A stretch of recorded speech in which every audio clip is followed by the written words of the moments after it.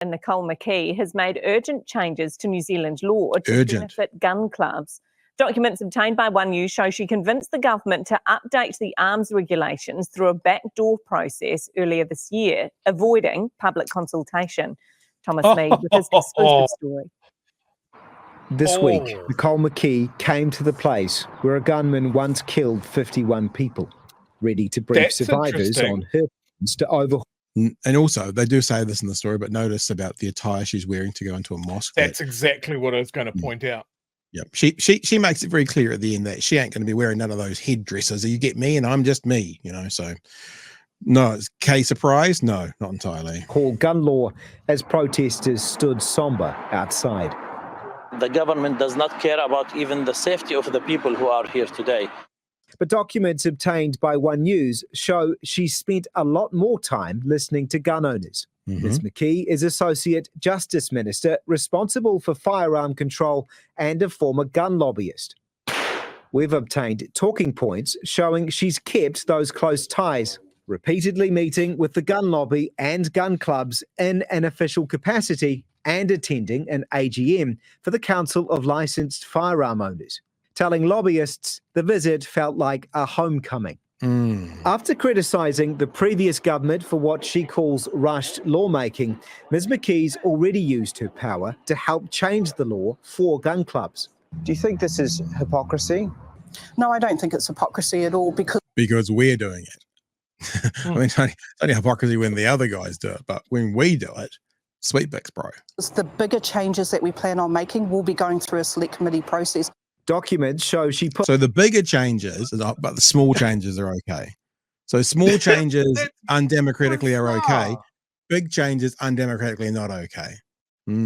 Push for a process called Order in Council to quickly remove recently imposed reporting requirements on clubs, including information around the sale of firearms. Officials at the Ministry of Justice warning the change relied on evidence from one group of stakeholders and was being done so quickly they couldn't run public consultation or even test the implications, meaning it could compromise public safety. But the minister disagrees. The changes that I have made will support clubs and the volunteers that run them and run the ranges to continue to operate. So I've given them some immediate relief that does not impact on public safety. Are you valuing their opinion more? Yeah, that's exactly. How do you know that? Because you say so? Because, I mean, let's be fair. She might be right, but because there hasn't been the ability for the research to be done and looked into it, we just don't know. Now, when we say she might be right, the equal and opposite is also possible, which is she might be wrong. And in this instance, like when they ignore official advice on some things, you kind of go, like we've talked about the ferries, you know, it'll be embarrassing when we should have had new ferries in the ferry. We've still got breakdown in the middle of the harbour, but you know, I mean, it'll be an inconvenience. Yeah, but this time, if this is wrong, it could involve dead people via firearms. Seems to me to be a bit bigger of a risk set to just go out and do what you want as you want, Shui. You know what I mean? Absolutely. Yeah. Highly than the general public's. If I were doing that, then there would be a lot more orders in council going through. The fact of the matter is that the stakeholders, 250,000 people, had been ignored through previous legislation. I believe I'm doing the right thing by being or giving them an ear. The changes... It'll slip of the tongue there. Being or giving them an ear, meaning being their advocate, being their... or giving them an ear. You know, sometimes you kind of the truth comes out underneath just slightly and accidentally, maybe. Were approved by her ministerial colleagues, but the process is still raising concern. This allows the Order in Council process to become the minister's own personal way of making law, rather than following a process where the problem's reviewed, considered, discussed, and then the decision's made what to do.